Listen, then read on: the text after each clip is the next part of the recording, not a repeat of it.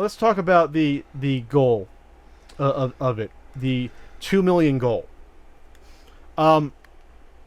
They had a breakdown of the costs involved, which I'm not going to get into. I don't care how much that you're paying each other. I don't care. I care about the fact that there's no prototype, and I care about the cost of the prototyping. It's not cost anywhere near the $2 million to build a prototype. Nope. As a matter of fact, because if this Indiegogo campaign doesn't go through, and right now it's at $67,580, 3% funded, with 4 days in, it's not going to get funded unless a millionaire comes through with no business sense and a lot of money to burn, comes in and dumps it. So and then we'll have 160 people with these consoles who can sit around and talk about how great their gold one is. Okay, so you threw me off. The whole point is this: is that if they meet their goal, then they'll do the prototype, which again is kind of strange, just because the prototype can be done for far less than what they're claiming. Mm-hmm. That's the problem, which we'll get into a second. But again, that's why they had to switch from Kickstarter to Indiegogo, and this sort of blew up on the Atari Age forums. So we brought up a name before on the show, his online handle of Kevtris. And we brought him up because he's the guy who, turns out, was doing the HDMI NES boards to throw into the analog NTs when they couldn't figure out how to do the external adapter. So we just brought up his name the last podcast, the one before. I feel like the guy's a robot with his capabilities and his production rate. He seems like he's the guy to go to for this stuff. For sure.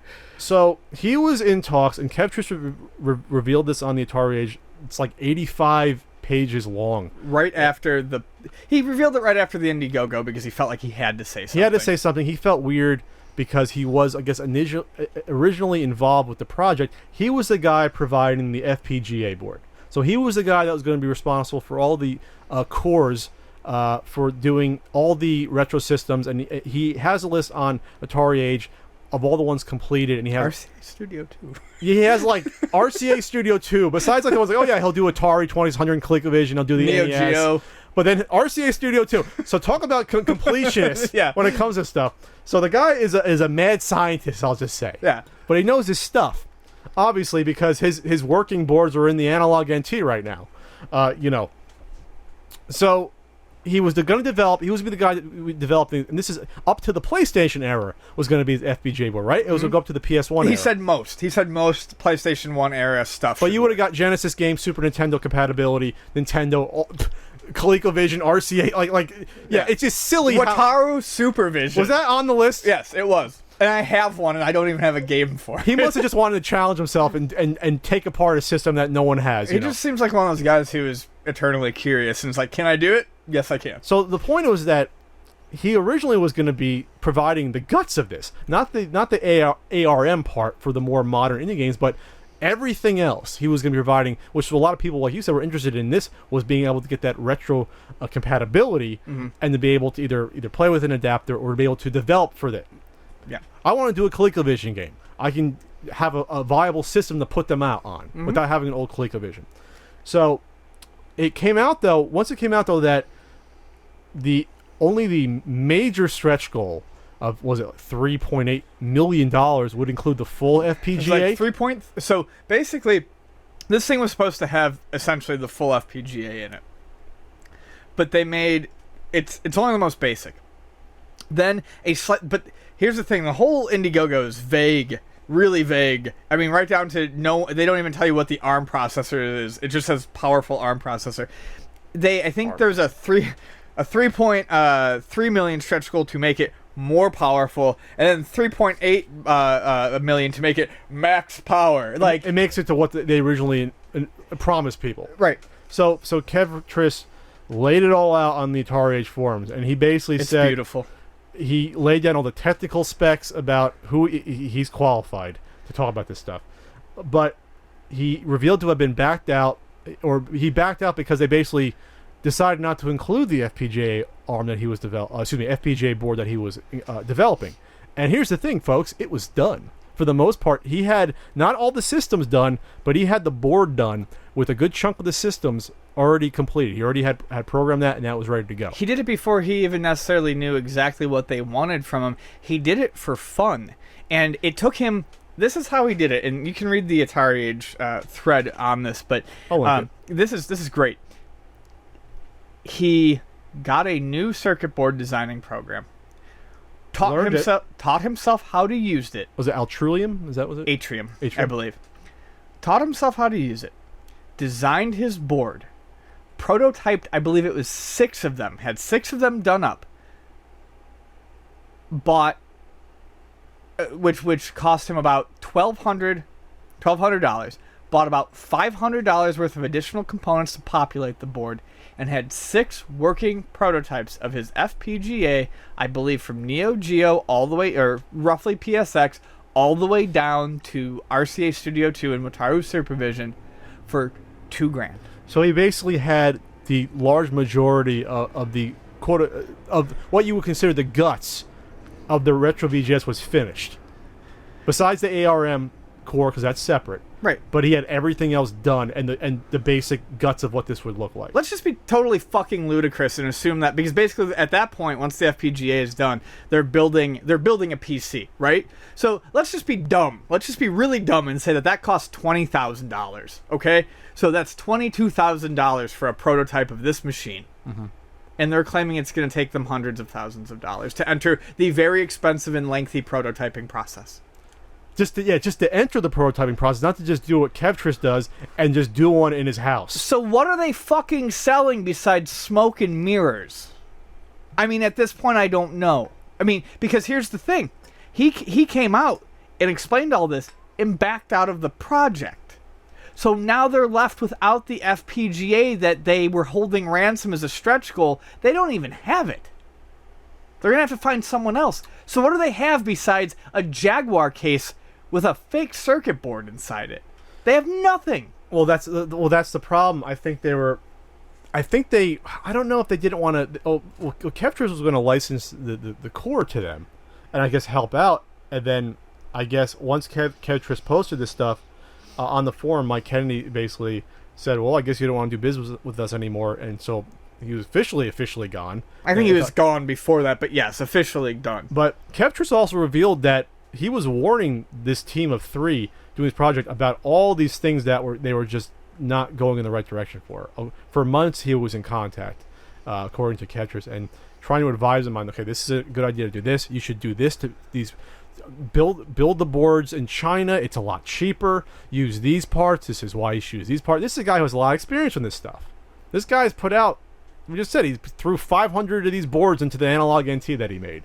Of the NES HDMI board. This guy knows what he's doing. He's put these products out in the past. The problem is you've got a guy who has a passion for this, trying to explain this to people who are only worried about how much they can charge more for a translucent blue shell on a system in a limited edition. They don't give a shit.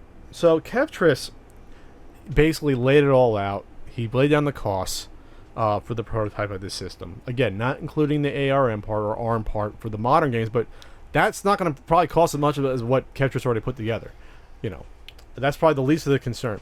So we're talking bad business decisions. And Ian said, who is this product for? I don't know. I don't know what developer will want to develop for this. I honestly don't. Because again, the profit margin they make isn't going to be great compared to the timing ain't going to be great versus getting it out for a digital download version or Steam where you can put it out next month versus getting the cartridge produced and doing the extra QA, which could take forever. And I don't know. And if you're a solid indie developer with a good reputation, you don't want to either spend the rest of your life working on a quote-unquote bug-free version of a game to come out for a system no one owns, or you don't want to put something out and trust that between your QA team and their QA team of 3 people that it's going to be good enough, and then have it be bug-filled, and then their reputation takes a hit when they can just put it on Steam, and if they need to, fix the problem. Not everyone is an Evil Empire AAA developer who's just rushing something to market. There's a reason why we allow for bug updates in video games, and we have since the 90s on PC. And if you're a consumer, ask yourself, why are you buying this system? Why? there's not a lot of you. I know that at this point. There's like 160 something. But why are you like what? These most of these games aren't exclusive. You can get them elsewhere. These are not games that are to come out. They're not going to be games that if they're okay. Let's play it this way. If there was a Shovel Knight game of that caliber and excellence being made, why would you shoot yourself in the foot and only put it on a console like this with a limited market versus putting it everywhere? You wouldn't. And here's the thing. A lot of people wanted Shovel Knight to be on this, but you know what just happened? Shovel Knight just released free DLC to thank the fans. If you had the cartridge, you'd be fucked. Back to what I just said prior. It's stupid. Your best case scenario would be that you'd have to wait years to get a game. Like, say Shovel Knight came out right now. We're talking September. Are we talking Shovel Knight or Tiny Knight? Shovel Knight. Okay, let's stick with the game that has been just everyone loves. Lauded and has free DLC. Okay. So we're talking a game that comes out right now. This team is making money hand over fist. A game that gets excellent reviews everywhere. People love the game. Hell, it's freaking. People want it to be an amiibo for God's sake. They're trying to vote for it. No, it's already an amiibo. Oh, well, there you go. It's officially announced. Okay, we're talking the biggest indie game, like a Super Meat Boy game possible. At what point do they say, you know what? Here's a system that we'll just say even a few thousand people have. We're going to then take our time to port to here and then deal with this whole other outside process to maybe sell to maybe half of the people that own the system are going to buy the game. So 60. So I'm saying if a few thousand people bought this. So then, because when people buy a system, the NES launched with 15 titles. Not everyone bought those 15 or 16 titles when it launched. You're buying a few titles. So unless you're the type of person that's going to spend $60 on each and every game that comes out in the system, if you're a developer looking at this, you're not going to just limit yourself to that small market and then deal again with all the bullshit of having to have a cut taken out by the Retro VGS team to produce it, having to make sure you put out the product that's bug-free, whatever the hell that means, since that doesn't exist. And then make sure that everything goes right since you're not handling the distribution of it. I don't know. I just don't know. I'm not trying to dogpile. I'm trying to go through the process of why you want this system. Why? It's not a dogpile. The problem is they created this sort of dogpile situation for themselves. I'm not trying to be overly harsh. I'm simply you and I are simply stating the facts objectively, looking at this and how crazy of an idea this is. I have no idea who thought that this should actually be launched right now. I hate to say it, but when the mold was bought, because we know the big story is that they use it as dental camera. Like Atari sold some of their molds to a company that used it. Like you look online, there's pictures of this white hanging Jaguar unit, which is like a dental camera. It's the strangest freaking thing you've ever seen. Sure. So I'm just gonna throw this out there, and this is this where I'm hopefully going to end this at. If these Jaguar system molds weren't available for sale, would the Retro VGS ever have existed?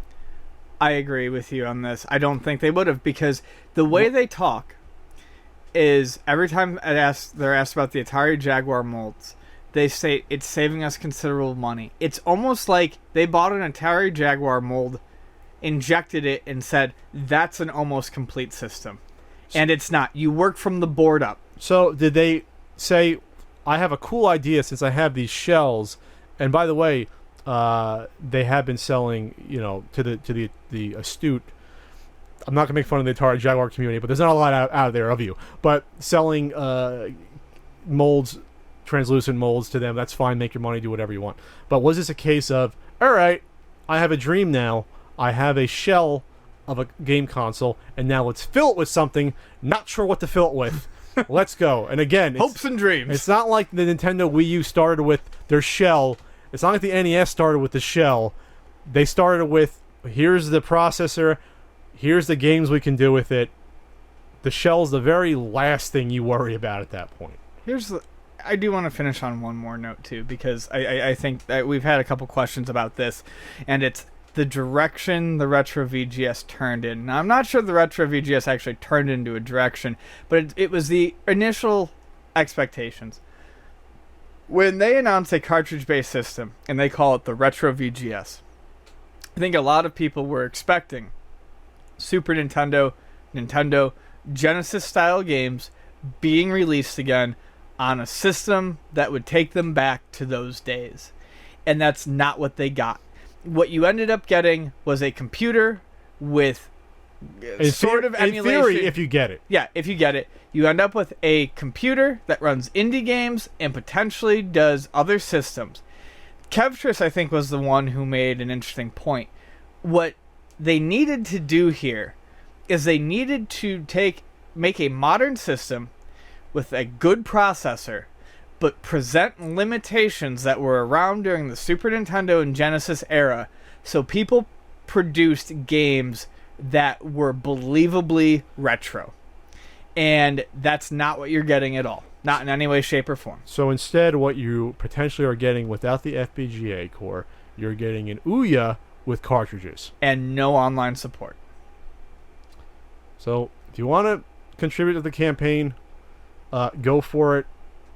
You'll get your money back. I honestly don't have ill wishes on people's business ventures, but this one I think was just misguided from the start, and I'm not sort of shocked at all about where it is.